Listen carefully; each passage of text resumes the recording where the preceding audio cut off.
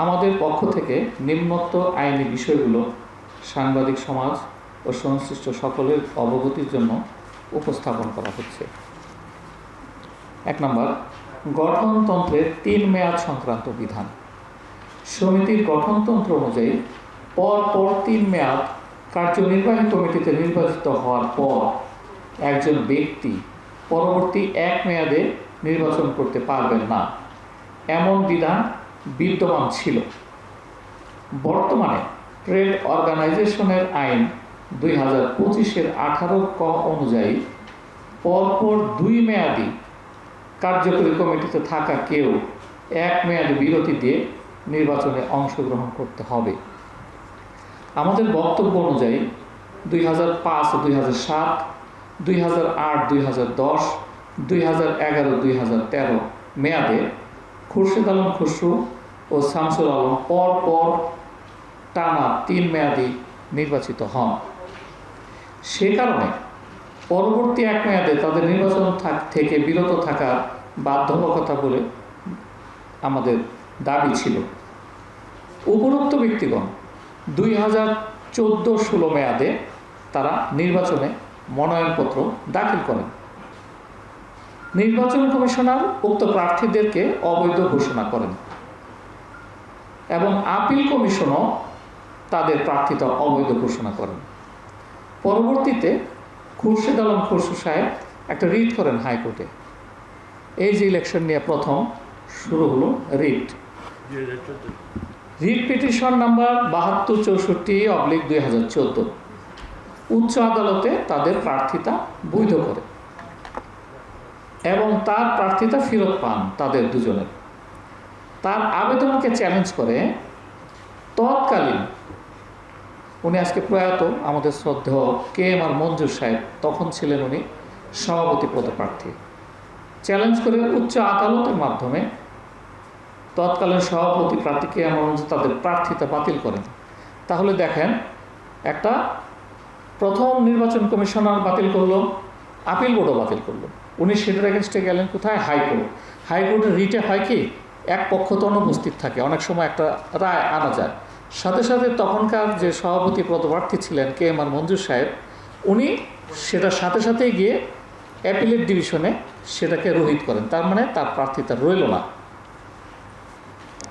এরপর একজন প্রযোজক দেখেন চলে গেল 2012 নির্বাচন শেষ, আসলো 16-18 নির্বাচন। 16-18 নির্বাচনে একজন প্রযোজক নাসিরউদ্দিন আহমেদ, এই 2 জন প্রার্থীর প্রার্থিতার বিরুদ্ধে উচ্চ আদালতে রিট পিটিশন দায়ের করেন, যার নাম্বার 5996/2016। উনি কেন করলেন আমি বলি আপনাদের, অনেকে পুরনো এখানে আছেন, ওই সময় বারবার নির্বাচন বন্ধ হচ্ছে বিধায় একজন প্রযোজক করলেন কি, এটার একটা ফয়সালা হওয়া দরকার। আপনি ইলেকশন দিবে, অনেক টাকা খরচ হবে, আপনি প্রার্থিতা দাখিল করবেন, আর বাতিল হবে, আবার যাবেন, আবার উনি হাইকোর্টে একটা রিট পিটিশন করলেন, যার নাম্বার 5996। উচ্চ আদালতে প্রায় 2 বছর এটা শুনানি হয়। শুনানি অন্তে পর জনাব খসরু ও শামসুল আলমের বিরুদ্ধে একটি আদেশ প্রদান করে হাইকোর্ট। উক্ত আদেশটি হলো, কার্যনির্বাহী কমিটির মেয়াদ যাই হোক না কেন, এই আদেশ জারির পর কোনো ব্যক্তি উক্ত কমিটিতে প্রতি মেয়াদের জন্য অনুষ্ঠিত নির্বাচনের মাধ্যমে 1 নাগারে 6 বছর, দ্যাট মিনস 2 থেকে 5 থেকে 7, 8 থেকে 10, 11 থেকে 13, অলরেডি কিন্তু 6 বছর চলে গেল। 6 বছরের জন্য নির্বাচন হলে উনি উক্ত 6 বছর শেষ হওয়ার পরবর্তী 2 বছর নির্বাচনে প্রার্থী হতে পারবেন না। এখানে হাইকোর্টের রায় আছে, আপনারা নিতে পারেন। গেল। এবং এখানে প্রত্যেকটা আপিল বোর্ড যে বাতিল করছে এবং নির্বাচন কমিশন বাতিল করছে, সবগুলোর কাগজ আছে। তাহলে লাস্ট কি হলো, একজন ক্যান্ডিডেট, একজন সাধারণ প্রযোজক তাদের বিরুদ্ধে হাইকোর্টে একদম পরিষ্কার রায়ের জন্য গেলেন, যে বারবার এটা হচ্ছে খেলা, একবার রায় কিন্তু একদম 2 বছর, এটা হেয়ারিংয়ের পর তাদেরকে বলল 1 বছর আপনাদেরকে বাদ দিতেই হবে। এরপর একটা নির্বাচন আসলো 19-21 মেয়াদ। নাসিরউদ্দিন সাহেবের মামলার বিষয়টি গোপন রেখে, কারণ রায় তো আপনার উপরে হয়েছে, আপনি তো জানেন, নাসিরউদ্দিন সাহেবের মামলার বিষয়টি গোপন রেখে 19-21 মেয়াদে নির্বাচনে জনাব খসরু ও আলম সাহেব অংশগ্রহণ করেন আবার, এবং ওই নির্বাচনে সংশ্লিষ্ট প্রার্থীরা সহ উনি সভাপতি এবং সাধারণ সম্পাদক নির্বাচিত হন। সভাপতি জনাব খসরু সাহেব, সাধারণ সম্পাদক পদে জনাব শামসুল আলম সাহেব নির্বাচিত হন 19-21।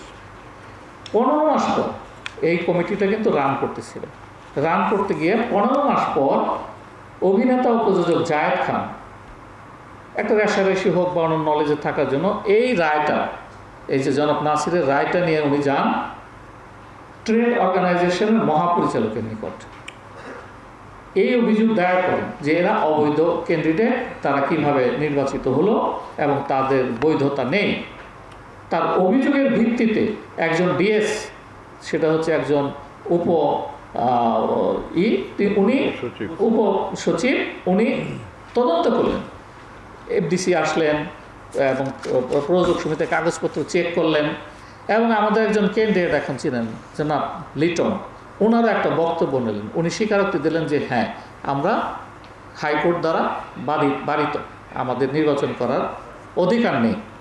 তখন লিটন সাহেব আমাদের ওই কমিটিতে ছিলেন না, যে কারণে উনি সহজে দিয়ে দিলেন। আচ্ছা, অভিযোগের তদন্ত পর্যালোচনা করে পুরো কমিটিটাই বাতিল করে দিল। 19-21 দেখেন, পুরা কমিটিটা 15 মাস চলার পর আর মাত্র কয়েক মাস বয়স, কিন্তু অবৈধ। এটা হাইকোর্টের রায়, এটা তো গোপন করলেও যেদিন প্রকাশ্যে আসবে যে কোনো লোক এটা একদিনও রাখতে পারে না। তো ডিটিও দেখছে যে সর্বনাশ, এটা তো আমার উপরে এসে পড়ে। উনি সাথে সাথে তদন্ত সাপেক্ষে আমাদের 19-21 ক্যান্সেল করে দিল কমিটিটা। পরবর্তীতে আবার সেই প্রশাসক আবার ডিক্লেয়ার করলেন 22-24 নির্বাচন। 22-24 নির্বাচন ঘোষণা করেন। আপনাদের নলেজে আছে, অনেকে আছেন, তখন কিন্তু ইন্ডাস্ট্রিতে সেলিম চেয়ারম্যান সাহেব অনেক বড় প্রডিউসার এবং উনি একাধিক ছবি নির্মাণ করেছিলেন এবং তার অনেক ভোটার ছিল। উনি প্রেসিডেন্টের পর্যায়ে ইলেকশন করবেন এবং ক্যাবিনেট দেন এবং তার ভোটারের সংখ্যা ছিল অনেক বেশি। এটা হচ্ছে 22-24 মেয়াদ। এই 22-24 মেয়াদেও এখানেও জনাব খুরশেদ আলম খসরু শামসুল আলম প্রার্থী হিসাবে মনোনয়ন দাখিল করেন। নির্বাচন কমিশন ওনাদের মনোনয়ন বাতিল করলেন।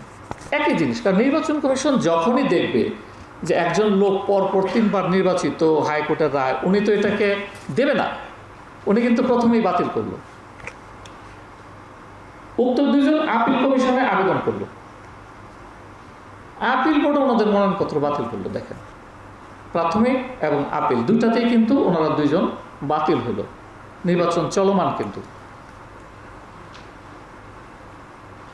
তখন ওনারা আবার গেলেন ট্রাইব্যুনালে, একটার পর একটা স্তর তো আছে। ওনারা গেলেন এফবিসিসিআই ট্রাইব্যুনালে।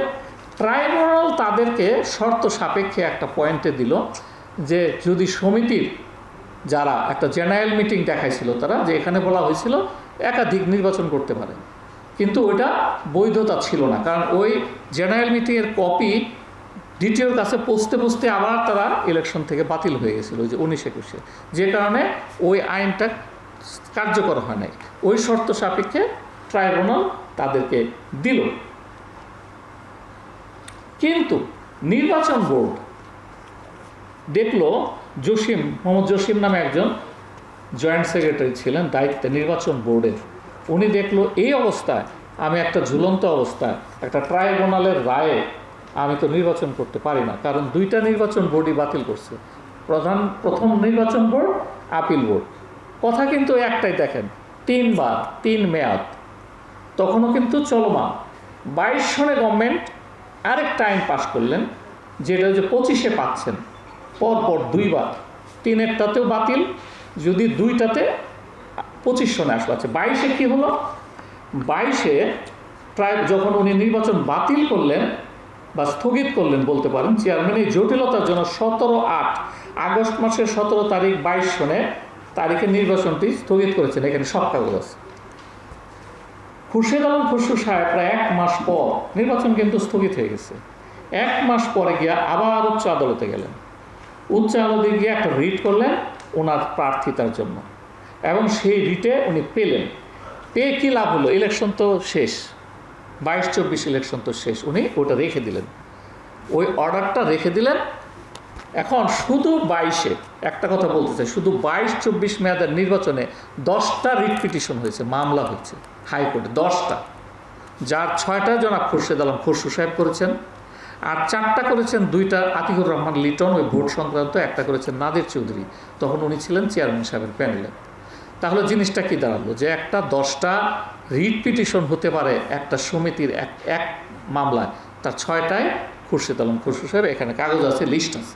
আচ্ছা, গেল 22-এর শেষ, চলে গেল, সবাই যার যার ঘরে ফিরে গেল। আবার আমরা প্রশাসকের কাছে অনুরোধ করতে করতে করতে করতে যার কত, অলরেডি তো 14 বছর চলে গেল। আমরা 26-28 একটা নির্বাচনের অনুরোধ করলাম। উনি, আপনারা জানেন অনেকে, মগবাজার একটা চাইনিজ হোটেলে ডেকে সবাইকে বুঝাইলো যে আইনের মাধ্যমে নির্বাচন করতে হবে, আপনারা যদি এরকম করেন তাহলে আর কোনোদিন নির্বাচন হবে না। এখানে নির্বাচন কোনো বাধা নেই, এখানে বাধাই হচ্ছে প্রতিবারই ক্যান্ডিডেট, বৈধ ক্যান্ডিডেট, অবৈধ, ঘুরে ফিরে একটাই নির্বাচন হচ্ছে না কেন? 2 জন লোক নির্বাচন করতে চায়, অথচ পুরো ইন্ডাস্ট্রি, অনেক মুরব্বী আড়ালে গোপনে বলেছে, ভাই একটাবার অফ গেলে তো সব শেষ হয়ে যায়, একটাবার যদি বিরতি দিত তাহলে কিন্তু আর এই নির্বাচন জটিলতা থাকতো না। এই পর্যন্ত প্রযোজক সমিতিতে 5 বার 10 বার নির্বাচন হয়ে যেত। গেল 22-এর শেষ, আসলাম 26, প্রশাসক সাহেব ডাকলেন, সবাইকে বললাম, ভাই কোনো নির্বাচনে মামলা টামলা হবে না, আপনি দেন। 26-এর নির্বাচনে ডিক্লেয়ার করা হলো, সবাই মনোনয়নপত্র দাখিল করলাম। আপনারা জানেন এখানে কিছু নাটকীয় বিষয় আছে, বাদ দেন। নির্বাচনের প্রথমেই কিন্তু আবার সেই খুরশিদ আলম খসরু এবং শামসুল আলমের প্রার্থিতা বাতিল করলেন নির্বাচন কমিশন, এবং তারা দেখিয়ে দিলেন কি কারণে 24-এর 18-র ক ধারা তাদের নির্বাচন প্রার্থিতা পদ বাতিল করা হলো। স্বাভাবিক তারা আপিল করবেন, তারা আপিলে গেলেন। আপিল বোর্ড হেয়ারিং করে, 3 জন মহিলা এখানকার আপিল বোর্ডের, তারা হেয়ারিং করলেন একটা শুক্রবারে প্রযোজক সমিতির অফিসে, অফিসিয়াল ডে না, তবু করলেন। আচ্ছা, করুক। করার পর তারা রোববার হঠাৎ দিলেন যে তারা বৈধ। তা আমরা সাথে সাথে চিঠি দিলাম যে তারা যে বৈধতা পেল আমাদেরকে জানান অন্তত, কারণ যখন অবৈধ করা হয়েছে তখন কিন্তু পাশে লেখা আছে কেন তাদেরকে প্রার্থিতা অবৈধ করা হলো। ওনারা কোনো জবাব দেবেন না। মিস্টার কবির চিঠি দিলেন, আমি চিঠি দিলাম প্যানেলের পক্ষ থেকে, উজ্জ্বল ভাই চিঠি দিল। তাদের বারবার বলতেছে আপনারা শুধু এই পয়েন্টটা দেন, কি পয়েন্টে তাদের বৈধ করা হলো। তারা বলে না, এটা আমরা দেব নির্বাচন করেছে। এই করতে করতে যখন সময় ক্ষেপণ হচ্ছে, আমরা চলে গেলাম ট্রাইব্যুনালে। আশরাফুদ্দিন উজ্জ্বল সাহেব তখন ট্রাইব্যুনালে একটা আবেদন করলেন যে আপিল বোর্ড যে দিছে তারা আমাদেরকে জানাচ্ছে না একটা লোককে কিভাবে বৈধ হলো, এত বছর যাবত অবৈধ হয়ে আসতেছে, এবং নতুন আইন হয়েছে 2025-এ, যে আইনে আরও পারে না, মানে 25-এর আইনে কোনোভাবেই তারা নির্বাচন করতে পারবে না পরপর 2 বার। আপিল বোর্ডে যখন ট্রাইব্যুনালে আমরা ঢুকলাম, হঠাৎ করে একটা কাগজ বেরোলো, কোনটা জানেন? সেই 22-24-এর একটা কাগজ। আমাদের উকিল দেখে বলল এটা অকার্যকর, ইনফ্র্যাকচুয়াস। কারণ হচ্ছে তৎকালীন কাজের জন্য এই রায়টা দিছে, 22-24 ইলেকশনের জন্য এই রায়টা, এটা তো এসে 26 সনে হতে পারে না। এখন তো নতুন বোর্ড, নতুনভাবে। এই নিয়ে একটা দ্বিধাদ্বন্দ্ব হলো। আপিল বোর্ড আবার ডেট দিল, ট্রাইব্যুনাল বললো যে আমাদের এটা দেখার বিষয় আছে। ওনারা আরও 7 দিন সময় কিল করলেন, করে সেই 3 তারিখে রায়ের দিন ধার্য করলেন। তারা বললো একটা কথা যে দেখেন আপনাদেরকে কি বলবো, এই বাংলা শব্দটা ব্যবহার করেছেন চেয়ারম্যান ট্রাইব্যুনাল, আপনাদের এই সমিতিটা মামলায় মামলায় ক্ষত বিক্ষত হয়ে গেছে। বাংলাদেশের কোনো সমিতি নাই, এত মামলা আছে। আমি নিজে ট্রাইব্যুনালের একজন চেয়ারম্যান, ওনাদের কেউ থাকতে পারে, আপনারা জিজ্ঞাসা করবেন এই শব্দগুলি ব্যবহার করেছিলেন যে মামলায় মামলায় আপনাদের এই সমিতিটা ক্ষত বিক্ষত হয়ে আছে। হাইকোর্টের এত রকম রায়, আমরা কোনটা নেব?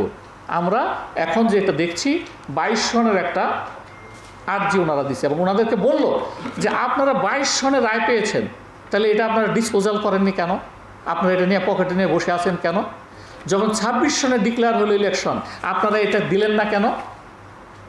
যখন আপনারা বাদ পড়লেন ঠিক ওই মুহূর্তে আপনারা এই কাগজটা বের করে দিলেন। এখন যেহেতু একটা হাইকোর্টের একটা রায় অকার্যকর হলেও আমরা এটাকে ডিফাই করতে পারছি না, সুতরাং আমরা এখন কোনো নিষ্পত্তি করতে পারবো না। এই রায়টা হাইকোর্ট থেকে ক্লিয়ার করে আসেন, তাহলে আমরা একটা ডিসিশন দিতে পারবো তারা প্রার্থিতা পাবে কি পাবে না, বলে তারা ছেড়ে দিল। এটা ডেট অফ 3rd। উজ্জ্বল ভাই পরের দিন 4 তারিখ, দেখেন মাত্র একদিন বাকি, 4 তারিখে দৌড়ায় গেলেন ডিটিওর কাছে যে ভাই এটা কি, নির্বাচন 8 তারিখ, এই প্রার্থিতা অবৈধতা, আমি এই প্রার্থীকে যদিও আমি নিয়ে আজকে অ্যালাউ করি, আজকে যদি নির্বাচন হয় 1 মাস পরে মামলা করে আবার এই কমিটি 19 সালের মতো আবার বন্ধ হয়ে যাবে, এর গ্যারেন্টি কে দিবে আপনারা বলেন? তখন ডিটিও সাহেব মুখ গম্ভীর করে বসে আছে, বলে আমি কি করব, এটা তো আমরা দেখতে পাচ্ছি, এখন আপনারা একটা কাজ করেন, এটা আনঅফিসিয়াল। উনি বললো আপনারা হাইকোর্ট চলে যান। তা আমরা বললাম কালকে 5 তারিখ বন্ধ, সরকারি ছুটি 5ই আগস্ট, আর থাকে 6 তারিখ বৃহস্পতিবার, এরপরে 7-8 বন্ধ, নির্বাচন তো হয়ে যাবে। তো এরকম নির্বাচন তো আমরা করতে পারবো না। আর প্রতিবার এরকম নির্বাচন করলে সেই 19 সনের একদম ক্লিয়ার আছে। আপনারা একটা কথা বলেন, 1900 একটা নির্বাচিত কমিটিকে বাতিল করলো কোন রাইটে? এটা একটা আইনগত রাইটে। তখনকার আমলে এটার বিরুদ্ধে তো তারা কিছু বলে নাই, তারা চুপচাপ করে সয়ে গেছে। তখন আপনারা জানেন আমরাও সেই কমিটিতে ছিলাম, আমি সিনিয়র ভাইস প্রেসিডেন্ট। এখানে অনেক সাংবাদিক নিয়ে বলছে, পুরা 19 জন লোক বলছে যে 2 জন লোকের জন্য একটা কমিটি বাতিল হবে কেন? যে 2 জন লোক বৈধ না তাদেরকে ইমপিচমেন্ট করা হোক, কমিটিকে কেনে ইমপিচমেন্ট করা হবে। কিন্তু ওনাদের কথা হচ্ছে যে না, হয় নতুন ইলেকশন দিতে হবে, এইভাবে হয় না 2 জনকে, এই টোটাল ব্যাপারটাই, কারণ তারাও তো এখানে ভোট প্রয়োগ করছে, তারাও তো ক্যান্ডিডেট লোকে দিছে, এই জন্য আমরা যুদ্ধ করে পারলাম না, আমরা অফ হয়ে গেলাম। এখানে ঢুকলো চেয়ারম্যান সাহেব, 22-এর ব্যাপারটা তো বুঝলেন। একটি 22-24 ইলেকশনের জন্য 10টা রিট মামলা হয়েছে, 10টা এখানে আছে। তার মধ্যে দেখেন খসরু সাহেবের নামে 6টা রিট, তাহলে কি দাঁড়ালো 26 পর্যন্ত আমরা নতুন ইলেকশন ট্রাইব্যুনালে গেলাম। ডিটিও বললো আমরা কিছু করতে পারবো না, কারণ এটা ঝুলন্ত রায়। যদি হ্যাঁ করতো তাও আমি ব্যবস্থা করতে পারতাম, যদি না করতো তাও আমি ব্যবস্থা, কারণ আমি তার উপরে অথরিটি, আমি একজন ট্রাইব্যুনালের রায়কে, যেখানে সে ঝুলন্ত রায় দিল, আমি কিছু করতে পারবো না, আপনারা অন্য জায়গায়। সাথে সাথে আমরা চিন্তা করলাম যে 5 তারিখ বন্ধ, শুধু একটা দিন খালি আছে 6 তারিখ। আমরা দৌড়াইলাম, উজ্জ্বল ভাই নিজে গেলেন, এবং যখন উকিলের সামনে দিলেন, উকিল তো স্তম্ভিত, বলে যে এটাও হয়, একটা 22 সনের মামলা, যেটা 22-24-এর নির্বাচন বিষয়ে হাইকোর্ট দিছে, সেটা আইসা তো 26-এ। আমরা বললাম এই কথা তো কেউ শুনছে না, আমরা যে চিৎকার করে বলতেছি কেউ তো শুনে না, কেন শুনবে না? চলেন তো আদালতে, শুনবে কি না? আদালত শুনে আরও বেশি হবে। মানে খুব রাগ করে উনি বললো যে একটা লোক 3বার না, এই পর্যন্ত পরপর 4বার নির্বাচিত, তারপরেও সে গদি ছাড়বে না। এবং আজকে 20 বছর যাবৎ চলচ্চিত্র জানেন আপনারা, একটা প্রযোজক সমিতির অভাবে কোথায় চলে গেছে? নাই, সবাই হাহাকার করে, একটা সমিতি নাই ভাই, একটা সমিতি হলে আজকে আমরা অনেক কিছু করতে পারতাম। তাহলে আমরা বৃহস্পতিবার 6 তারিখ, যেদিন কোনো রিট চলে না, যেদিন কোনো মোশন চলে না, বিচারকের সামনে গিয়ে বললো মহামান্য আদালত, একটা অবৈধ নির্বাচন যদি 8 তারিখে হয়, এটা আবার বছরকে বছর এই সমিতি ভুগবে। সুতরাং আপনি অন্তত একটা টাইম দেন, যে আপনি জাস্টিস দেন, যেখানে আমরা আগের মামলাগুলো ক্লিয়ার করে সুন্দর স্বচ্ছভাবে একটা নির্বাচন হই। সেই মামলায় যদি তারা কোনোভাবে জিতেছি তো অসুবিধা কী? এই কথার পর সাথে সাথে বিচারক মহোদয় বললেন অবশ্যই এটা ক্লিয়ার করতে হবে, কারণ 22-এর এটা তো আমি বলতে পারি না, একজন হাইকোর্টের রায়, আমি একজন বিচারক, আমি তো এটাকে ডিফাই করতে পারছি না। তবে নির্বাচন স্টপ, 2 মাসের জন্য আপনাদের সময় দেওয়া হলো। এই 2 মাসে ওই যে 22-এ ওরাও ছিল, ওনার যে পার্টি ছিল, 2 পক্ষই শুনানি করছে, ওনাদের লোক ছিল, উকিল ছিল, তারপরে বলে দিল যে আপনারা 2 মাসের মধ্যে এগুলো ক্লিয়ার করবেন। এখন আমাদের কথা হচ্ছে অভিযোগকারী প্রার্থীগণ 2005, 7, 2008, 10, 13, 2019, 21 মেয়াদে কার্যনির্বাহী কমিটিতে ছিলেন। তাহলে এর বিসিসিআই 2025-এর যে নতুন আইন করলো, তাতে কিন্তু জানেন আপনারা, একটা নতুন আইন যখন হয় পুরোনোগুলো ভ্যানিশ, যতই রায়টায় থাকুক। তো তাহলে তো তারা প্রত্যক্ষ আমরা দেখতে পাচ্ছি 4বার নির্বাচিত পরিহার, 25-এর পদ হারা কেন অমান্য করবার বারবার প্রার্থী হচ্ছেন। যতদিন পর্যন্ত তারা এই পদ পরিহার না করবেন, ততদিন পর্যন্ত একটি সুষ্ঠু নির্বাচন সম্ভব নয়। সম্মানিত প্রযোজক, ভোটারদের উদ্দেশ্যে বলতে চাই, একটা পক্ষ নির্বাচন বাতিল, ভোটাধিকার হরণ, এরকমভাবে মিথ্যা তথ্য উপাত্ত দিচ্ছে, সামাজিক মাধ্যমে অপপ্রচার চালাচ্ছে।